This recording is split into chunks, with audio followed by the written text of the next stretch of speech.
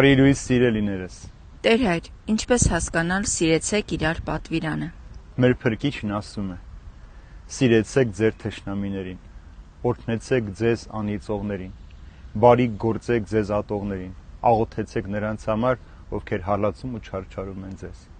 Սա է ընկերային կյանքի սիրո հիմքը, սիրելիներս։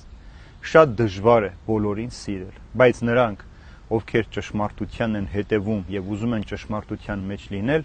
նրանք ոչ ոքի չպիտի դատեն, նրանք ոչ ոքի կյանքը չպիտի քննեն, այլ իրենց համար կյանքի ուղեցից պիտի դարձնեն ոսկե կանոնը։ Այնինչ որ ուզում եք, որ մարդիկ ձեզ համար անեն, նույնը դուք արեք նրանց համար։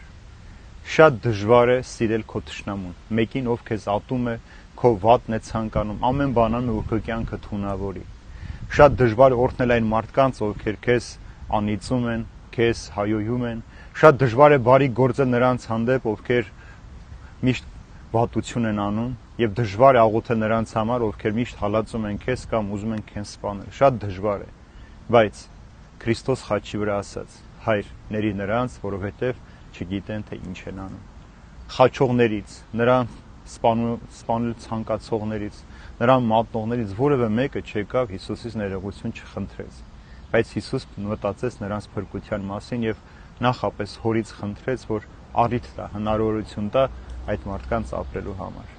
Եթե մենք չարությանը չարությամբ պատասխանենք, ատելության ատելությամբ, մենք վարձ չպիտի ունենանք։ Ում է պետք մեր ողջունը նրանց, ովքեր միայն մեզ սիրում են եւ մենք էլ իրենց ենք սիրում։ Նրանք, ովքեր մեր բարիքն են ցանկանում, մենք էլ իրենց։ Սա սահմանափակ սեր է, սա չի կարող անձնականից այն կողմ դուրս գալ։ Մեզ պետք է անանձնական սեր, որ բոլորի համար է եւ հանուն Քրիստոսի է։ Հիսուս Քրիստոսի մեծագույն առաքյալներից մեկը Պողոս առաքյալն ասում է. ամեն ինչ նրանով է, նրա համար է, նրանից է եւ նրան փառք հավիտյանս ամեն։ Ինչ որ մենք անում ենք, ինչի մեջ որ մենք ապրում ենք, ինչ որ մենք շարժվում ենք, նպատակը մեկ է՝ Քրիստոսի փառքի համար։ Սեր բառը այնքան սովորական այսօր դարձել մեզ համար, որ ամենտեղ մենք սիրուց խոսում ենք, բայց այդ սիրո կրողները չենք եւ ոչ էլ այդ սիրո համար ապրողներն ենք։ Իրական սերը հասկանալու համար դու նախ պետք է Քրիստոսին ճանաչես, Քրիստոսին քո սրտի մեջ ունենաս, քո սիրտը փափկացնես, Քրիստոսին թույլ տաս, որ այնտեղ նստի, որպեսզի հասկանաս այդ սիրո խորությունը, որովհետեւ հոգեվոր սիրո խորությունը, բարձրությունը, լայնությունը, երկարությունը անչափելի է, հնարավոր չէ սահմանափակել։ Դրա համար Տերն ասում է, թե դուք իրար սիրեք, բոլորը կիմանա, որ իմ աշակերտներն եք։ Հիսուսի սիրո աշակերտ Հովհաննես առաքյալ արդեն ծեր էր, սիրելիներս։ Նրան գրկած բերեցին եկեղեցի, որտեղ մի քանի հազար մարդ հավաքված սպասում էր նրա քարոզը լսելու։ Եվ առաքյալը միայն երկու բառ ասում. սիրեք իրար։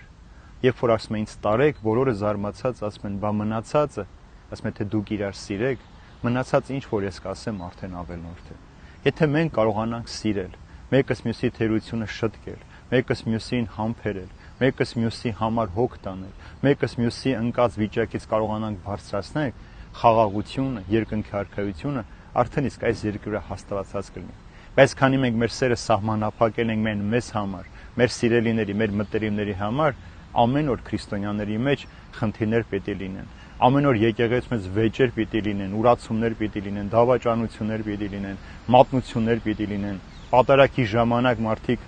աղոթելու փոխարեն, Հիսուսին նայելու փոխարեն իրար հագ ու կապին պիտի նայեն, իրարից պիտի բամբասեն եւ ոչինչ ստանալով ձեռնունայն վերադառնան տուն։ Ուրեմն մենք երբ որ արդեն մուտք են գործում եկեղեցի, աշխարհը դադարում է մեզ համար գոյություն ունել։ Եկեղեցու մեջ մենք այլ մարդ պիտի դառնանք եւ այլությամբ պիտի ապրենք։ Եկեղեցուց դուրս եկանք, մենք արդեն պայծառակերպած, նորոգված, մաքուր մարդ պիտի ապրենք այս աշխարհի մեջ եւ ամենակարողը սերը պիտի լինի մեզ առաջնորդող։ Սիրո ջահը, եթե դու քո ձեռքում ամուր չես սպահում, դու չես կարող այս աշխարհի մեջ ոչ քո տեղը գտնել, ոչ էլ կարողանալ այս աշխարհի մեջ սեր հասկանալ եւ սիրով ապրել։ Դրա համար Տերն ասում է. սիրեք իրար։ Եթե սիրենք իրար համար աղոթենք, օրհնենք, բարիք գործենք, ուրեմն սերը պիտի հաղթի, քանի որ Աստված սեր է եւ սիրով է ստեղծված ամեն բան այս աշխարհի մեջ։